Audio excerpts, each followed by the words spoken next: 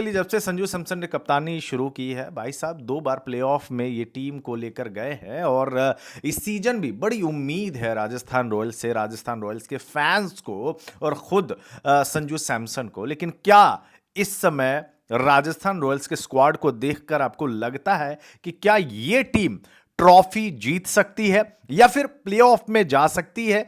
हालांकि मैंने बहुत सारे क्रिकेट एक्सपर्ट को सुना और देखा भी, और उसमें कई फॉर्मर क्रिकेटर ने राजस्थान रॉयल्स के स्क्वाड को देखकर तो यही बोला है कि भाई इस बार ये टीम जो है प्लेऑफ में जाती हुई नजर नहीं आ रही है। लेकिन क्या इसमें कितनी सच्चाई है, आइए इस बार इस वीडियो में हम आपको राजस्थान रॉयल्स के होने वाली प्लेइंग 11, जो स्ट्रॉन्गेस्ट प्लेइंग 11 है, उससे आपको अवगत कराते हैं।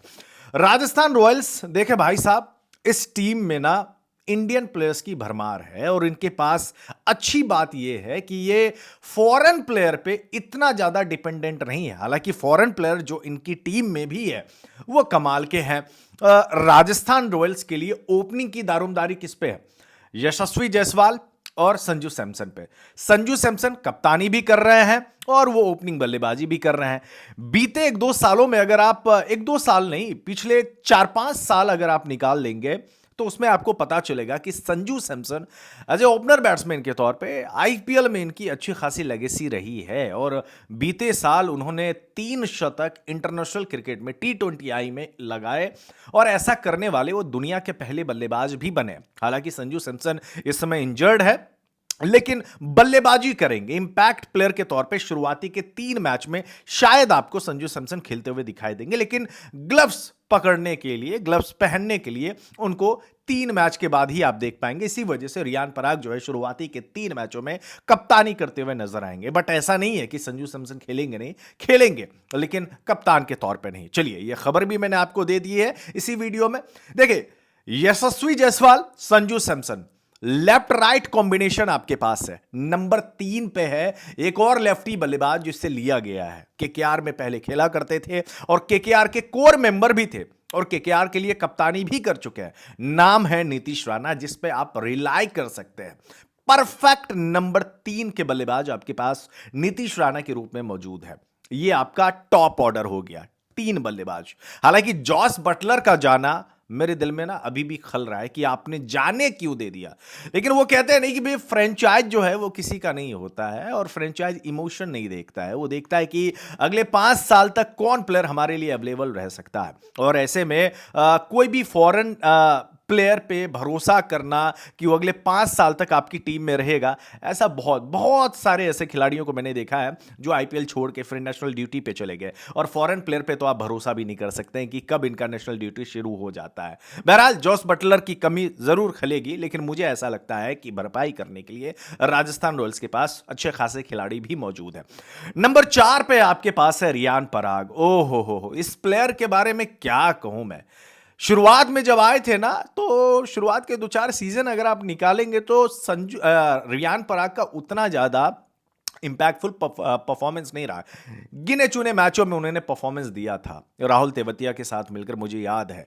लेकिन रियान पराग ने जो लास्ट सीजन किया है उसके बाद इनका ना उछाल हमने देखा है। भाई, छक्का मारने में तो ये बंदा एक्सपर्ट है, पॉकेट साइज डायनामाइट है, और क्या कमाल का ये खिलाड़ी है। ओवरऑल रियान पराग बहुत ज्यादा मैच्योर हो चुका है और मुझे इस खिलाड़ी पे काफी ज्यादा नाज भी है। और मुझे ऐसा लगता है कि ये राजस्थान रॉयल्स का, वो कहते हैं ना कि एक्स फैक्टर अगर कोई प्लेयर है तो वो है आपके पास रियान पराग के रूप में। राजस्थान रॉयल्स इस खिलाड़ी पर बहुत कुछ दौड़ लगाया हुआ है और इसको ग्रूम किया है। ऐसे में रियान पराग मेन टाइम पे आके आपको वो परफॉर्मेंसेस भी दे रहे हैं। रियान पराग बैटिंग कर सकते हैं, बॉलिंग कर सकते हैं, फील्डिंग कमाल का करता है ये बंदा, फील्डिंग भी कमाल का है ये, और एंटरटेनिंग तो है ही। रियान पराग नंबर 4 पे आ गए और नंबर 5 पे आ गए वेस्ट इंडीज के शिमरन हेटमायर। हालांकि मुझे हैरानी हुई थी, लेकिन शिमरन हेटमायर टीम में है आपके पास फिनिशर के तौर पे। हालांकि शिमरन हेटमायर और ध्रुव जुरैल, इन दोनों को ऊपर नीचे किया जा सकता है। मे बी कभी कभार आप देखेंगे कि ध्रुव जुरैल ऊपर आ गए या फिर कभी शिमरन हेटमायर ऊपर आ गए, लेकिन 5-6 आपका जो है ये है। जोफ्रा आर्चर, ओ भाई साहब, एक एक टाइम था राजस्थान रॉयल्स के लिए, इन्होंने क्या किफ़ायती गेंदबाजी और बल्ले से भी अच्छा खासा योगदान दिया था। और मुझे याद है जोफ्रा आर्चर को एक season MVP most valuable player का भी अवार्ड मिला था और कमाल का परफॉर्मेंस रहा था, ऑलराउंड परफॉर्मेंस दिया हुआ था। तो ऐसे में जोफ्रा आर्चर के रूप में भी आपके पास खिलाड़ी मौजूद है। अच्छा, वानिंदु हसरंगा है आपके पास और ये बल्लेबाजी भी अच्छी करते हैं, ये भी बात ध्यान रखिएगा। स्पिनर तो गजब के हैं वानिंदु हसरंगा। हालांकि आईपीएल में ऐसा कोई परफॉर्मेंस मुझे जहन में नहीं आ रहा है, लेकिन इंटरनेशनल लेवल पे इन्होंने अच्छा खासा परफॉर्मेंस दिया है, चाहे जिसके भी खिलाफ दिया हो, लेकिन वानिंदु हसरंगा में दम है बंदे में। इसके बाद महिषा तीक्षणा के भी रूप में आपके पास स्पिनर मौजूद है, जो कि आप 4 ओवर इनसे आप करवा सकते हैं। ध्यान देने वाली बात यह है कि महिषा तीक्षणा सीएसके से खेल कर आए हुए हैं। एमएस धोनी के कप्तानी के अंडर इन्होंने बहुत कुछ सीखा है। अब वो डिलीवर करने की बात है तो राजस्थान रॉयल्स जो है महिषा तीक्षणा से निकलवा सकते हैं अच्छा खासा, उनको यूटिलाइज कर सकते हैं अगर आपको यूज करना आया तो। अब आते हैं अगले प्लेयर के बारे में, वो है संदीप शर्मा। क्या गेंदबाज है यार, मोस्ट अंडररेटेड अगर कोई पेसर आईपीएल इतिहास में हुआ है ना तो वो है संदीप शर्मा। इनका जो आप स्टैट्स भी निकाल के देखेंगे ना तो जसप्रीत बुमराह के नेक टू नेक चलते हैं।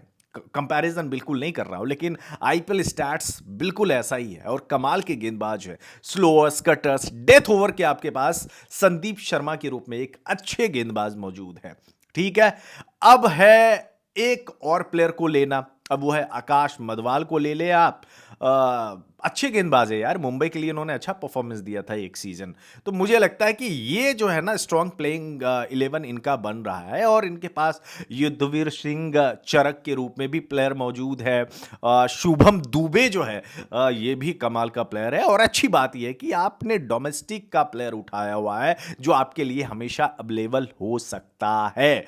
तो ये है जिसमें से, हालांकि वीकनेस की अगर मैं बात करूं, इनकंसिस्टेंसी है राजस्थान रॉयल्स में। अब लास्ट सीजन आप उठा के देख लें, शुरुआती के शायद 9 या 8 मुकाबले में सिर्फ एक मैच ही ये टीम हारी थी और उसके बाद सारे मुकाबले इन्होंने जीते थे। लेकिन जब इनका दूसरा फेज आया तो उसमें ये टीम जो है हारती गई, लेकिन किसी भी तरीके से आई थिंक क्वालिफाई कर लिया था प्लेऑफ के लिए, क्योंकि आप शुरुआत में ही अगर 7-8 मैच जीत लेते हैं तो आपके पास बाकी बचे हुए 4-5 मैच में आप 2 भी मैच जीत जाएंगे तो आप क्वालिफाई कर लेंगे प्लेऑफ के लिए। तो कुल मिलाकर राजस्थान रॉयल्स जो है ये चौंकाने वाली टीम है, एक अंडररेटेड टीम है जिनके बारे में बाकी एक्सपर्ट बात नहीं करते, लेकिन परफॉर्मेंस अच्छा खासा रहा है बीते 3-4 सीजन में। तो एज ए राजस्थान रॉयल्स मैं 2 टीमों को सपोर्ट करता हूं, एक सीएसके है और एक राजस्थान रॉयल्स है। तो मुझे ऐसा लगता है कि राजस्थान रॉयल्स को आगे जाना चाहिए, लेकिन वो जो इनकंसिस्टेंसी वाली बातें मैंने की है थोड़ा सा उस पर ध्यान रखना पड़ेगा। वैसे वैभव सूर्यवंशी को मैं देखना चाहूंगा यार, राजस्थान रॉयल्स बहुत अच्छे तरीके से इस खिलाड़ी को ग्रूम कर रहा है। 13 साल का लड़का है, जैसे ही ये चुना गया था आईपीएल में बिके, उसके बाद काफ़ी ज़्यादा जो है इसकी चर्चा भी होने लगी। तो आई डोंट नो शुरुआती के मैचों में वैभव सूर्यवंशी को मौका मिलेगा नहीं मिलेगा, लेकिन मिलेगा ज़रूर, ये मुझे पता है। बहरहाल आप मुझे बताइए राजस्थान रॉयल्स में आप किस खिलाड़ी को सबसे ज़्यादा पसंद करते हैं और क्यों पसंद करते हैं, नीचे कमेंट बॉक्स में आप हमें ज़रूर बताइएगा। धन्यवाद।